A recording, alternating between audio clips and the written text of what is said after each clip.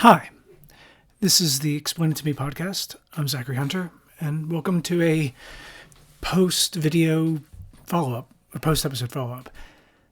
Last week, I posted a guide to Doctor Who in the classic era, which I defined as the first episode in November of 96 to up through the TV movie in 1996. It was a lot of fun. It was the follow-up to two other episodes I did, one on the guide to the classic, which somehow is almost as long, but, there was a bit more to talk about in places. And then sort of a What is Doctor Who intro video. And like the guide to the modern era, I did a little follow-up video here on YouTube. I wanted to do one here, but, life is what happens when you're busy making other plans. So didn't do it this weekend, though apparently some people actually watched and listened to the podcast, and I was really excited. And, well, if you guys are trying to deter me from doing these episodes, so far you're not doing well, because, I was pretty proud of what I did, and some people listened or watched it. So let's do a little follow-up. Things I didn't get to that I wanted to, that sort of thing. I really tried to avoid spoilers. It was particularly hard given what happened with the 13th and 15th Doctor to not want to just, talk about Pyramids of Mars and Brandon Morbius. But since actual footage of Pyramids of Mars was in the finale last week of Doctor Who, it's obviously more important than I expected to say it was. Little things like showing the companion what will happen if this continues along sort of like a what if possible future travel. That really had only happened with Sarah Jane and Pyramids of Mars prior to happening with Ruby Sunday in the Maestro episode of Doctor Who this year. And yeah, so little things like that definitely tease that Pyramids of Mars was going to be relevant. I just didn't quite expect quite so much. And if anyone's interested in what's going on, the final shot, I won't say anything else, of the season finale of Doctor Who this year, the outfit is evocative of Romana 1's outfit in her first adventure, the Ribos operation. So the Fourth Doctor, I think I said it was most people's favorite. It's certainly going to be continuing to be relevant. There's a reason why Tom Baker was the only actor of the original series, original run, I should say, who was on film in new material in the 50th anniversary. Several of the Doctors made sort of a comedy. It was a bit. It was a comedy called the Five-ish Doctors reboot. Peter Davidson, Colin Baker, Paul McGann, and Sylvester McCoy. They all were involved in it, with people like Captain Jack and John Barrymore. And, sort of floating in the background, with several jokes being made at Peter Davison's expense, given the fact that Peter Davison's actual daughter plays Jenny, a character who played the Doctor's daughter in the new series and is actually married to David Tennant, which is weird. But, Doctor Who's been on for long enough that there are now grandkids. I'm technically a third generation Doctor Who fan because my stepfather is the one who introduced it to me, and he saw it with his dad. So, yeah. I love Doctor Who. And this was really fun going through. It made me want to go back and watch classic stories that I haven't in a long time, because you get to a point when you've seen as many as I have, that you want to keep watching the ones you haven't, especially when they did all this work to animate lost episodes. You want to encourage that behavior because you want to see those stories. And, make that 97 as low as it can be. I don't have direct evidence of this. I'm pretty sure they only have audio for 96 of them. I don't think they actually have audio for this one Christmas episode from The Crusade, I think. But no one's ever directly shown me that I'm wrong. But I have reason to think it based on something I read. But anyway, seeing Patrick Troughton, the Second Doctor, in cartoons is nice and all. And I think in the case of the Macra Terror, which I didn't mention in the video, though it has a connection to the episode Gridlock, and yeah, Gridlock. And though in a weird way also, Deep Breath. No, yeah, Deep Breath. I think it is the Peter Capaldi. So 12th Doctor story with Clara on a submarine. There's a reference to it as well. Most reviewers that I read said it worked better as a cartoon because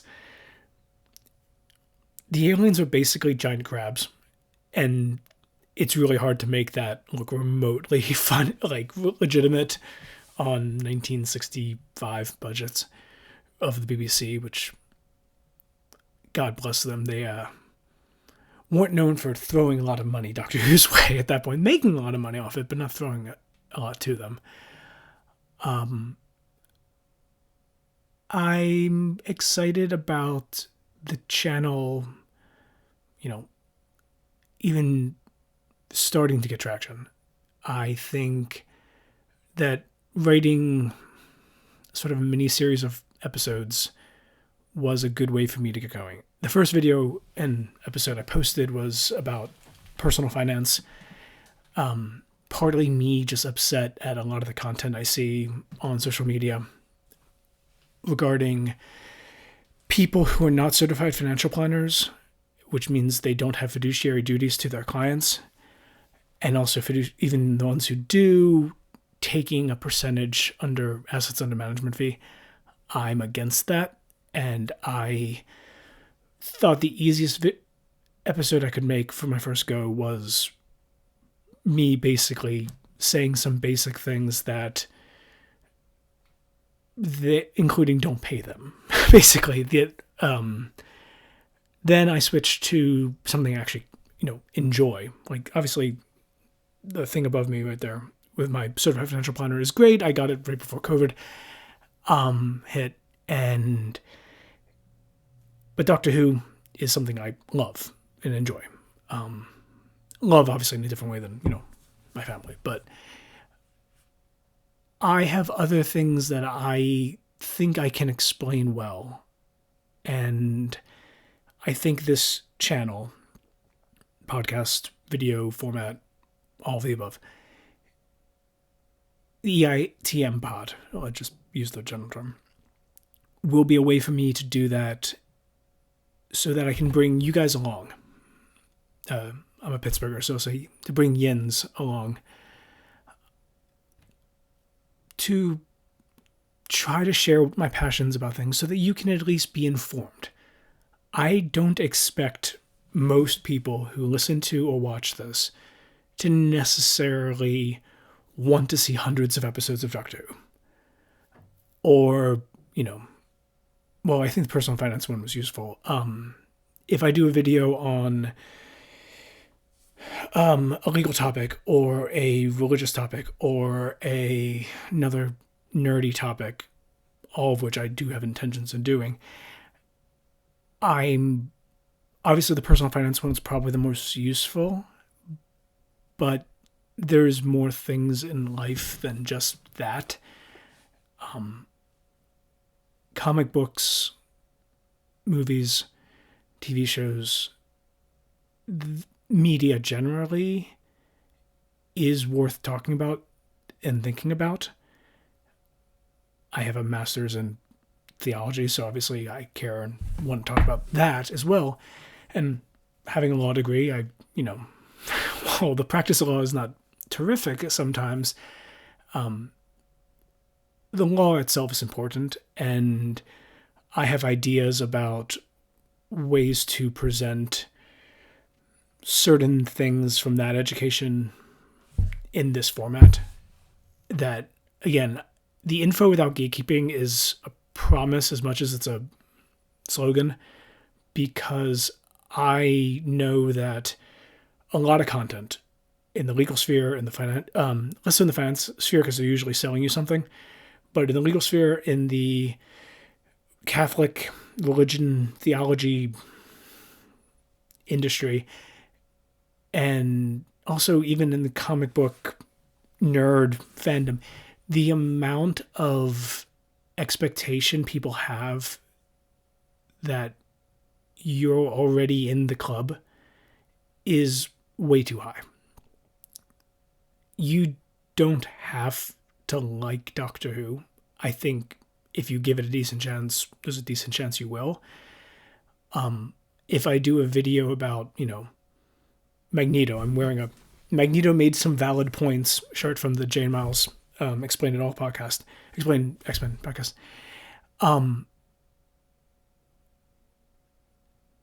Obviously, not everyone's going to agree with, my takes on certain things. And for the most part, I try to keep my editorial slant in these scripts. Obviously, this is not scripted. I want it to be very clear that I'm trying to pitch you on the thing, not necessarily pitch you my view of the thing. And I think that that is important, because if I did a video on, insert topic here, like a moral reasoning doctrine of double effect video, and walk you through, the different forms of ethics, utilitarianism, rule, and or virtue ethics or duty-based ethics like Kant and stuff like that. Like, I could definitely do that, and I think some of that would be fun and useful.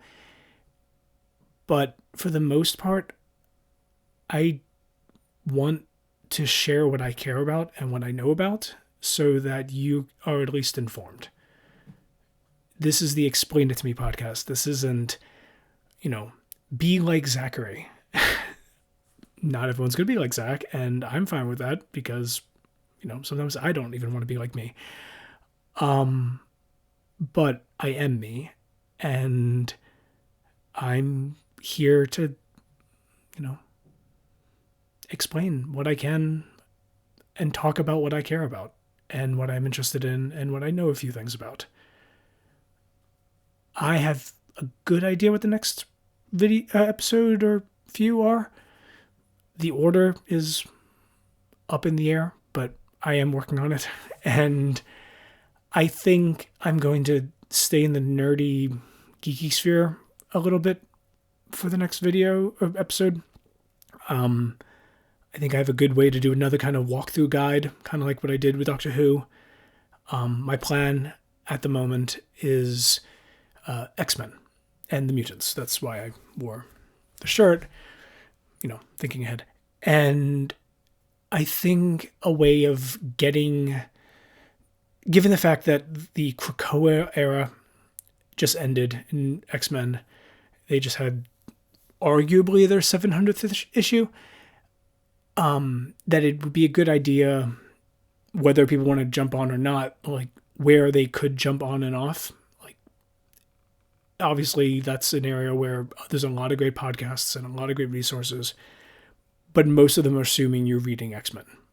I would kind of think it'd be useful to have an idea of how would you even approach considering reading X-Men. X-Men 97 is a great cartoon. Some of those storylines are from 2 or 3 different decades and jumbled together. I have some other ideas for some other topics. I would like to get into some philosophy. I could definitely talk quite a bit about political philosophy, about Albert Camus, various topics. I am interested in doing some, what some people call street law, but some basic knowledge of constitutional rights and legal reality. Talking to somebody who has a foot outside of the legal profession now, but does still have a valid license and law firm, and still does occasionally practice. I think I have a viewpoint that is worth sharing. I hope you agree. At the very least, I think I have some information that you might find useful. And again, all I ask is for your curiosity and your time. If you give me that, I will do my best to earn it and deserve it, and to provide whatever information I can in the best way I can. No matter what, thank you so much. Thank you for your time, your attention, and your curiosity. God bless, and hope you have a wonderful day. Bye.